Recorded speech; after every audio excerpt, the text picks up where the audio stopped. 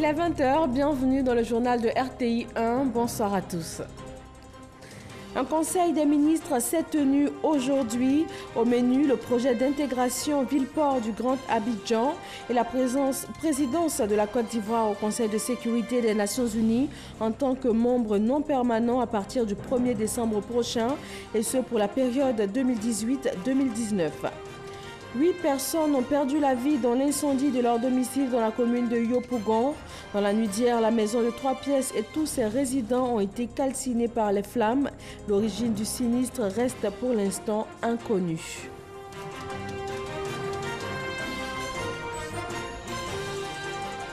Dans l'actualité politique, le 15 novembre dernier, la Côte d'Ivoire a célébré la journée nationale de la paix. Mais au-delà des hommes politiques, quelle est la contribution de la société ivoirienne pour un climat de paix? Le dossier politique de ce 20 h est consacré à la question. Et puis Didier Drogba met fin à sa carrière de footballeur. L'attaquant ivoirien de 40 ans a publié un message sur les réseaux sociaux pour dire au revoir au monde du football et remercier toutes les personnes qui l'ont soutenu durant sa carrière longue de 20 années. Bienvenue à tous.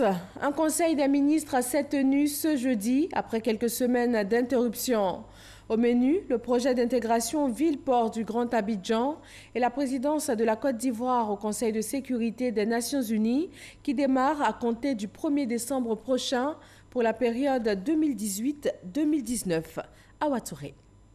La Côte d'Ivoire, qui siège pour la 3e fois de son histoire au Conseil de sécurité des Nations Unies en qualité de membre non permanent depuis le 1er janvier 2018, pour la période 2018-2019, va assurer la présidence de cette institution du 1er au 31 décembre 2018.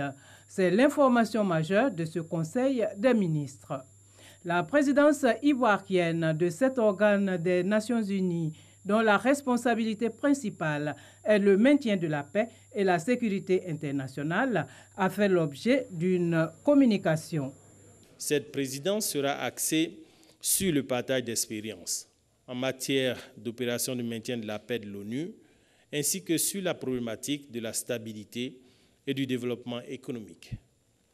Dans cette perspective, un débat de haut niveau présidentiel est prévu le 5 décembre 2018 aux Nations Unies sur le thème « La construction économique post-conflit, pilier de la consolidation et de la pérennisation de la paix et facteur de stabilité et de sécurité ».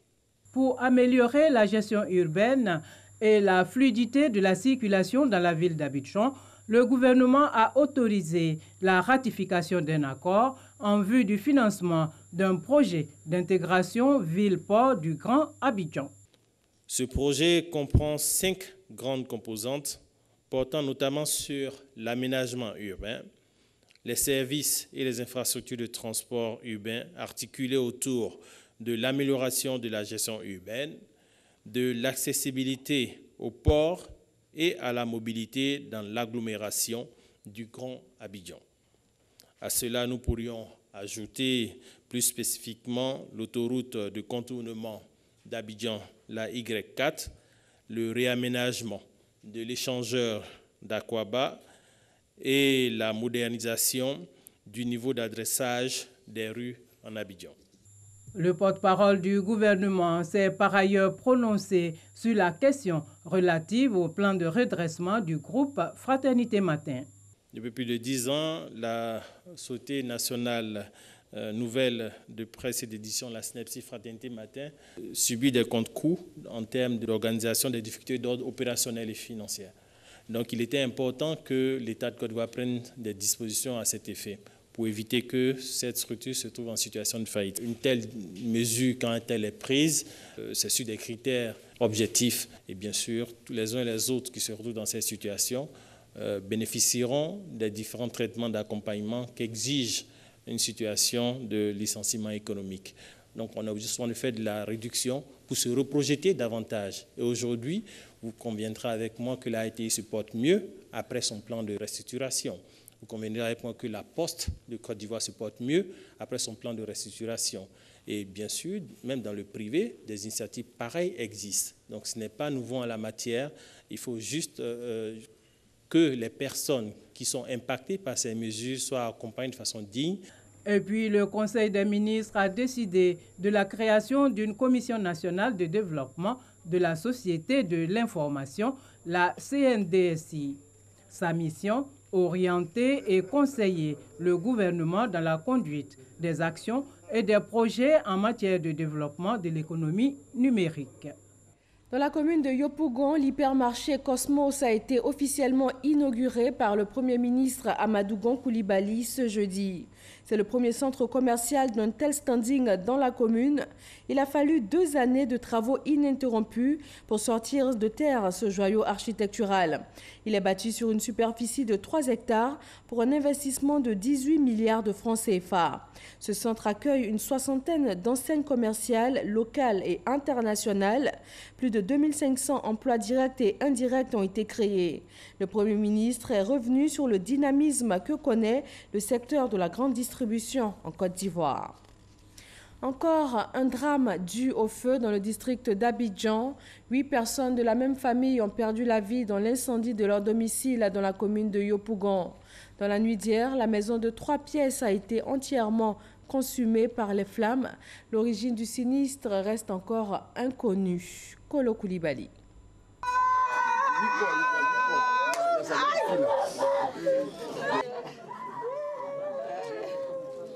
Les voisins et même le quartier, encore sous le choc de cette tragédie. 8 personnes dont l'âge varie entre 7 et 30 ans, emportées par les flammes dans leur sommeil. Le feu s'est déclaré vers 1h du matin ce jeudi. Du fait de la construction même du bâtiment, l'accessibilité était très difficile. Nous avons donc dû passer par le voisinage pour faire des trouées à l'intérieur des murs mitoyens pour attaquer le feu proprement dit. Lors de l'attaque du feu, nous avons découvert au sein d'une pièce, probablement une chambre, la présence de 8 victimes, toutes décédées, corps calcinés. Parents et amis ont découvert une scène insoutenable, mais surtout des proches qui disparaissent dans des conditions horribles. Les 8 personnes, il y a 2 enfants de mon grand frère, dont sa fille aînée, Carole, et puis son Benjamin, Dieudonné. Et il y a eu les neveux de son épouse, les neveux et nièces de son épouse. Donc voilà un peu. Le préfet d'Abidjan s'est aussitôt rendu sur les lieux du sinistre pour faire le constat. Il est important que nous tirions des leçons parce que, comme vous le savez, c'est le 3e incendie d'une telle gravité seulement en quelques mois. Il y a eu Bassam avec un nombre élevé de victimes, il y a eu Boaké et aujourd'hui Yopougon. Nous avons besoin de comprendre, de tirer des leçons et de sensibiliser nos concitoyens, en tout cas ceux du département d'Abidjan, pour éviter ce genre de drame à l'avenir. Rappelons que le père de famille est décédé il y a 1 an. C'est la mère qui vivait dans la maison avec les enfants. Elle était à des obsèques quand le drame s'est produit. L'enquête ouverte permettra de dire ce qui est à l'origine du sinistre. Le ministère des Affaires étrangères a rendu hommage à son ancien patron, Aboudraman Sangaré, membre fondateur du FPI, décédé le 3 novembre dernier. Le ministre Marcel Amontano, l'ex-première dame Simone Gbagbo et de nombreux membres de l'opposition étaient présents à l'hommage rendu à cette figure importante de la politique ivoirienne. Wodjontele Soro et Herman Guivé.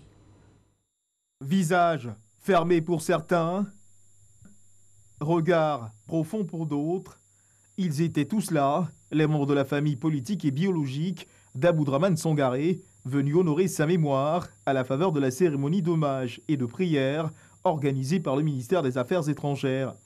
De 2000 à 2003, Aboudraman Sangaré occupa le poste de ministre des Affaires étrangères de la Côte d'Ivoire, un passage à la tête de l'institution diplomatique qui lui aura permis de relever d'importants défis. Le secrétaire général du ministère des Affaires étrangères s'en souvient encore. Dans son prêche, l'imam El Hadj Abou Koné n'a pas manqué d'insister sur les valeurs qui doivent conduire l'être humain durant son séjour sur Terre, rappelant au passage certaines qualités de l'homme et sa capacité à rassembler autour de lui, malgré la mort.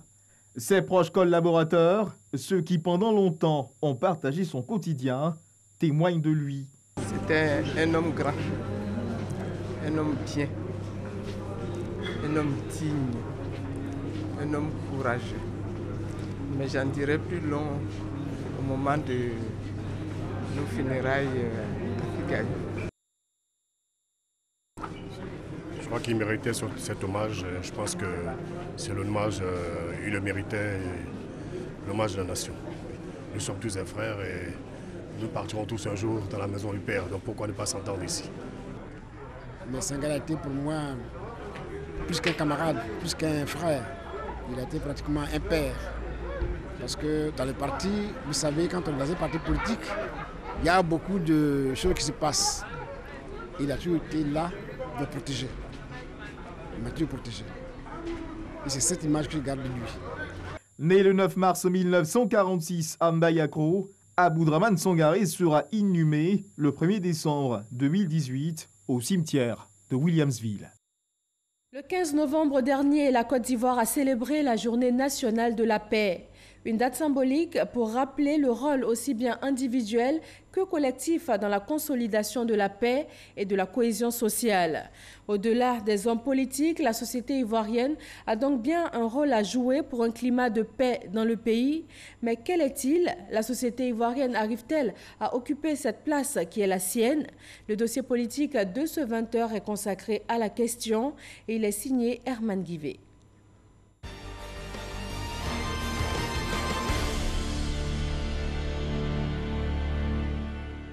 Il est plus facile de faire la guerre que de faire la paix. 32 ans que ces paroles ont été prononcées. Le peu que nous avons réussi, tout est relatif, malgré la crise en Côte d'Ivoire, sans une goutte de pétrole, sans un kilo de fer, de cuivre, de bauxite, d'uranium, de manganèse, nous l'avons obtenu grâce au travail de nos paysans, mais dans un climat de paix sociale. 32 ans, aujourd'hui que ce message, délivré par le père de la nation ivoirienne, Félix Houphouët-Boigny, occupe la bibliothèque des mémoires collectives, sans rien perdre de sa pertinence.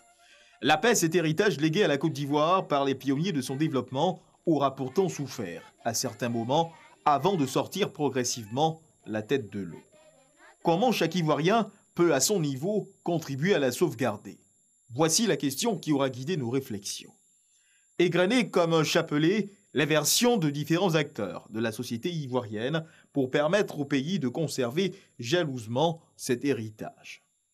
Chef traditionnel.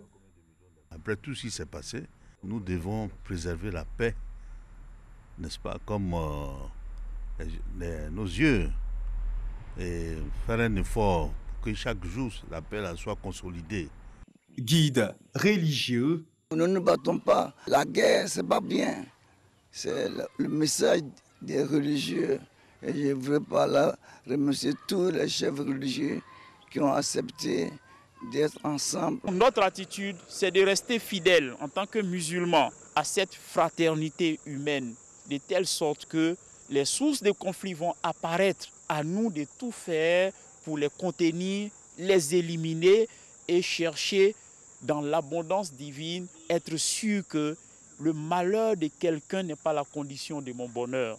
Organisation non gouvernementale qui milite en faveur de la paix. Ce que je demande aux Ivoiriens, c'est s'imprégner véritablement des paroles de l'hymne national. Parce que l'hymne national nous interpelle. La preuve, notre hymne national a été conçu dans son ensemble par des hommes religieux.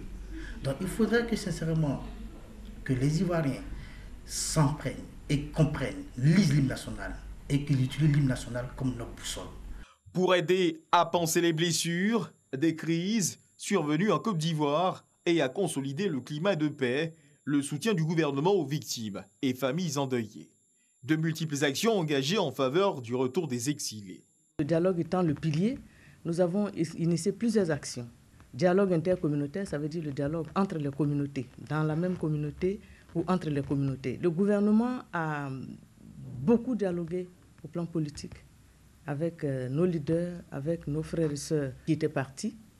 Et vous avez vu le résultat à l'issue de ce dialogue, parce que c'est des concertations, des médiations, etc.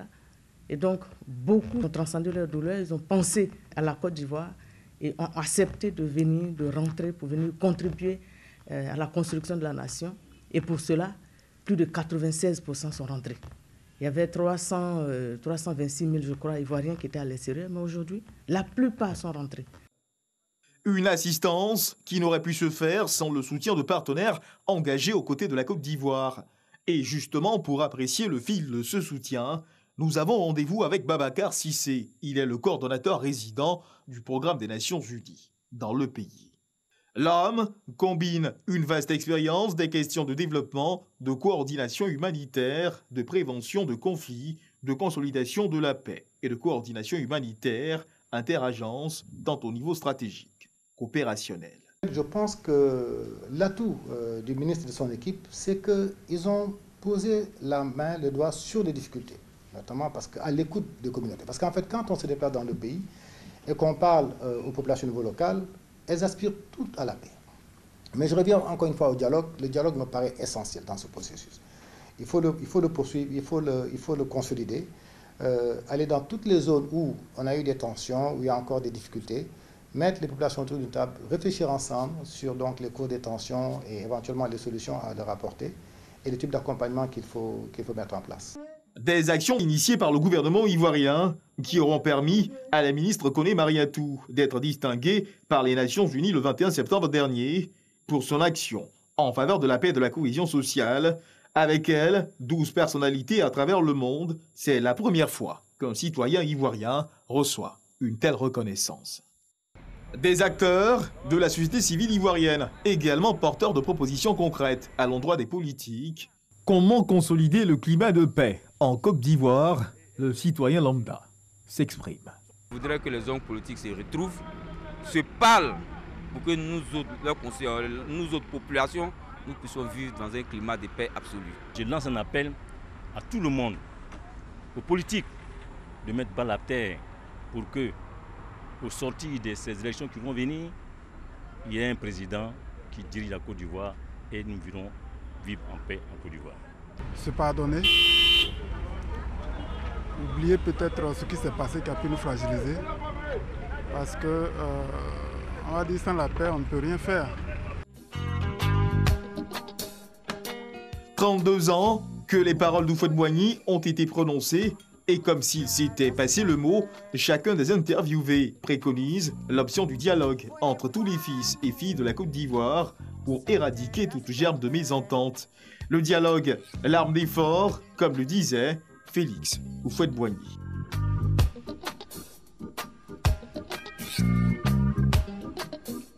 On s'intéresse maintenant à l'économie avec le forum annuel La Finance s'engage.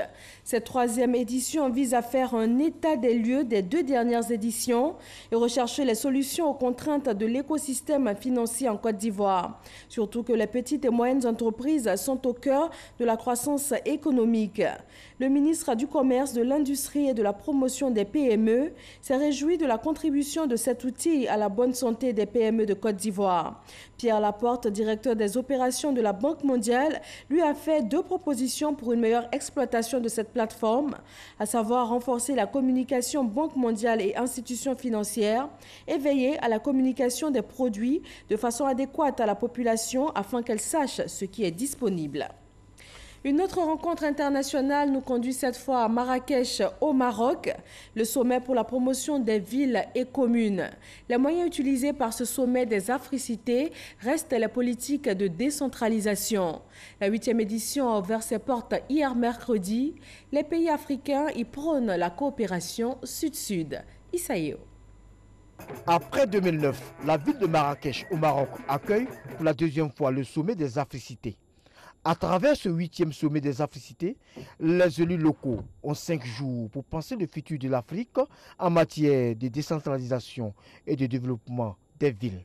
Ce rendez-vous marocain, qui coïncide avec le 20 ans des Africités, est l'occasion pour les élus locaux de reconnaître que le développement de l'Afrique passe par elle-même. L'Afrique que nous voulons est une Afrique qui tourne le dos au comportement écologiquement irresponsable et socialement injuste. C'est une Afrique respectueuse des équilibres avec la nature et mobilisée pour réaliser son intégration et son unité à partir de ces territoires dans le respect de leur diversité. Pour tout dire, nous autres élus et leaders des collectivités territoriales d'Afrique, nous sommes déterminés à travailler à l'émergence d'une Afrique réconciliée avec son humanité, puisant dans son immense réservoir culturel. De nombreuses difficultés freinent le développement des villes africaines. Au nombre de ces difficultés, le manque de ressources financières et humaines. Face à ces difficultés, les élus locaux marocains préconisent une forte coopération sud-sud. Il faut que nous consolidons notre manière de travailler ensemble, africains. Nous sommes des frères, nous sommes des amis, nous sommes dévoués au même destin. Donc nous devrions travailler pour nos villes et pour nos concitoyens. Nous avons beaucoup de choses à partager. La Côte d'Ivoire a fait de la décentralisation un maillon essentiel de son développement. Marrakech est une opportunité pour la délégation ivoirienne de mettre en lumière la politique du chef de l'État. Le 21e siècle, c'est le siècle de la participation citoyenne et l'Afrique s'engage résolument à aller justement vers le local. Et la Côte d'Ivoire n'est pas en reste, il suffit seulement de voir un peu ce qui vient de se passer en Côte d'Ivoire. Nous sortons des élections locales et le gouvernement a réaffirmé justement son engagement vers des transitions des collectivités territoriales. La Côte d'Ivoire a toujours été présente là où on parle de la décentralisation et du développement local. Plus de local, moins de central. Depuis le remaniement de juillet 2018, le gouvernement ivoirien comprend un nouveau département ministériel, le ministère de la Ville. Et dans les missions de ce ministère, il est question d'assister et d'accompagner les communes et les villes en liaison avec le ministère de l'Intérieur qui est en charge de la décentralisation. Mais il est également question d'aller vers une planification urbaine. Et c'est pour cela que le Premier ministre, M. Amadou Gon Coulibaly, nous a dépêchés ici à Marrakech afin de voir avec les collectivités ivoiriennes comment transformer nos villes, comment rendre nos villes plus attractives, comment permettre à nos villes d'amorcer un développement local durable. L'Afrique se veut un continent ouvert pour son développement. Le Japon, pays invité d'honneur, apporte son expérience de développement local à ce sommet, convaincu qu'une bonne politique de décentralisation passe par une maîtrise de la culture. Le maire de Marrakech décrète sa ville capitale africaine de la culture en 2019. 5000 participants prennent part à ce 8e sommet des Africités à Marrakech. Et ce sommet, c'est aussi des conférences, des ateliers et des panels. Au cours des échanges, un modèle de coopération a retenu l'attention des participations. Le schéma d'aménagement transfrontalier intégré de l'espace UEMOA. Mamadou Kouassi nous en dit plus sur cette politique de lutte contre l'insécurité au niveau des frontières. Les zones frontalières constituent aujourd'hui les cibles de recrutement des filières djihadistes. Et la paupérisation dans ces zones facilite davantage l'achat de conscience de ces jeunes qui sont aussi poussés vers l'immigration clandestine. Depuis quelques mois, les collectivités territoriales de l'espace UEMOA ont décidé d'apporter une solution à ces phénomènes. Il s'agit de faire des frontières des zones de suture en développant des activités génératrices de revenus au profit des jeunes et des femmes.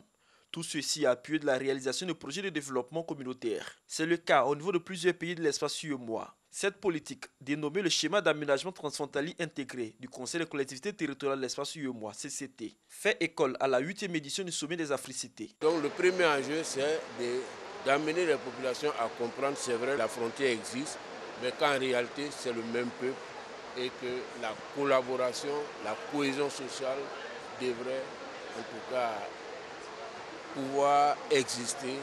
En plus de ce modèle, un autre exemple sous-régional est mis en exergue. L'élevage occupe 80% de la population dans cette région. Et donc, parmi les priorités que nous avons identifiées, c'est les aménagements hydrauliques, c'est vraiment les investissements entrés à l'élevage pour permettre à ces populations de mener leurs activités à longueur d'année sans avoir à souffrir des effets des changements climatiques d'un côté ou de l'autre côté, des problèmes sécuritaires qui vont leur permettre vraiment de s'asseoir et surtout aux jeunes qui entreprennent ces activités économiques d'avoir une perspective réelle, plutôt que d'être tenté de rejoindre ces groupes armés, ces groupes terroristes, parfois juste pour quelques poignées de francs CFA. Toutes ces actions pour apporter un mieux-être aux populations vivant dans les collectivités frontalières. Occasion pour certains participants de s'inspirer de ces modèles et d'adhérer aussi à ces organisations. On va nous imprégner des réalités de notre commune. Vous savez que nous sommes une nouvelle commune. Il fallait absolument que nous venions voir ce qui se passe ailleurs, nous inspirer de l'expérience des autres. Africité 2018, ce sont des dizaines de panels au quotidien pour déterminer de véritables mécanismes de développement des collectivités africaines. Et cela à travers le thème « La transition vers des villes et territoires durables, le rôle des collectivités territoriales d'Afrique ». Sur la scène culturelle ivoirienne, le peuple akin du Djoua a célébré la fête de l'Igname. Elle marque le nouvel an et se célèbre en 2 étapes. La première au palais royal de Anibilekro et la deuxième dans le village de Tanguelan. Herman Niamnian revient sur les temps forts qui marquent cette célébration. Palais royal du royaume du Guablin à Anibilekro. Une ambiance des grands jours règne dans l'enceinte. Chaque année, c'est le même rituel. La célébration officielle de la fête de l'Igname réunit dans ce palais le roi, ses notables, les différents chefs de village du royaume et certains privilégiés. Comme il est de coutume en pareille circonstance, il revient aux commiens ou prêtresses traditionnelles d'invoquer les mânes afin qu'ils acceptent les différents sacrifices. C'est une fête de reconnaissance à l'Igname. Et nous profitons de cette occasion pour rappeler à la mémoire de tous le souvenir de nos ancêtres qui nous ont précédés dans l'au-delà. Donc cela marque également le début de l'année dans notre royaume. Après la célébration officielle au Palais Royal, chaque village peut désormais célébrer ces tubercules dont les vertus nutritives ont permis à leurs ancêtres de résister aux épreuves lors de leur exode du Ghana vers la Côte d'Ivoire. C'est ainsi que le village de Tanguelan, situé à 15 km d'Anibilekro, a convié tous ses fils et filles à cette fête. Mais cette année, la célébration a été l'occasion pour la mutuelle de développement du village de sceller un jumelage avec la mutuelle de développement de Couteau, Mudesco. C'est des échanges culturels et continuer toujours à apprendre ce qu'on peut faire de mieux pour sa population. Nous voulons une Côte d'Ivoire unie, donc on peut aller du nord à l'est et de l'est au nord. Et nous pensons que la mutuelle de Tanguelan qui a déjà 37 ans, nous pouvons beaucoup apprendre d'elle et nous aussi, nous pouvons leur apporter notre contribution pour l'avancement de ce pays. Parrain de cette cérémonie, le ministre de la Santé et de l'Hygiène publique, Aka Wele.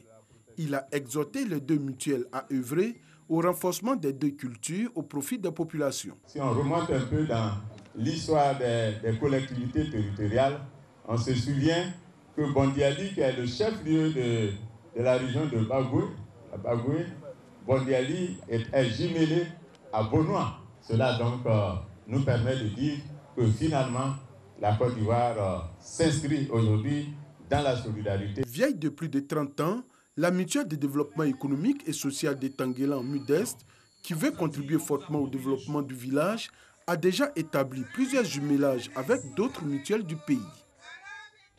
Dans le monde sportif, Didier Drogba a raccroché ses crampons. Après 20 ans et une riche carrière, l'ex-capitaine des éléphants de Côte d'Ivoire prend sa retraite. Samuel Metch.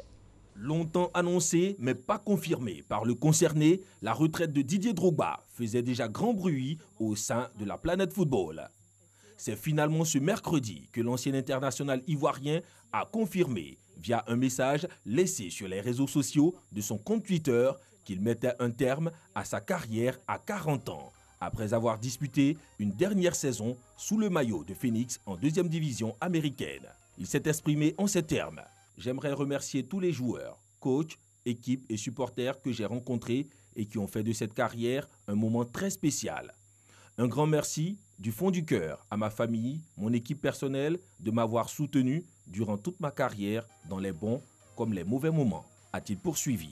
Hâte de démarrer le prochain chapitre en espérant que Dieu me bénisse une fois de plus comme il l'a fait pendant toute ma carrière, a conclu l'ancien buteur de Chelsea. Il faut rappeler que la riche carrière de Drogba a démarré en 1998 à Le Mans. Guingamp, ensuite Marseille, en France, pour se poursuivre à Chelsea en Angleterre, où la légende a confirmé son statut. Sa passion le conduit en Chine, à Shanghai, puis en Turquie, à Galatasaray. Drogba avait rejoint Phoenix, équipe dont il est l'un des actionnaires, en 2017, après une saison et demie passée dans l'élite nord-américaine, la MLS, avec Montréal, en 2015-2016. Didier Drogba a notamment remporté 4 titres de champion d'Angleterre et la Ligue des champions 2012 avec Chelsea, son club de 2004 à 2012 et en 2014-2015. Il est avec 65 buts en 104 sélections, le meilleur buteur de l'histoire de la Côte d'Ivoire, qui l'a conduite à 3 phases finales de Coupe du Monde 2006, 2010, 2014. Et ce sont ces images de football qui mettent fin à ce 20h. Merci de l'avoir suivi. Très bonne fin de soirée à tous sur RTI 1.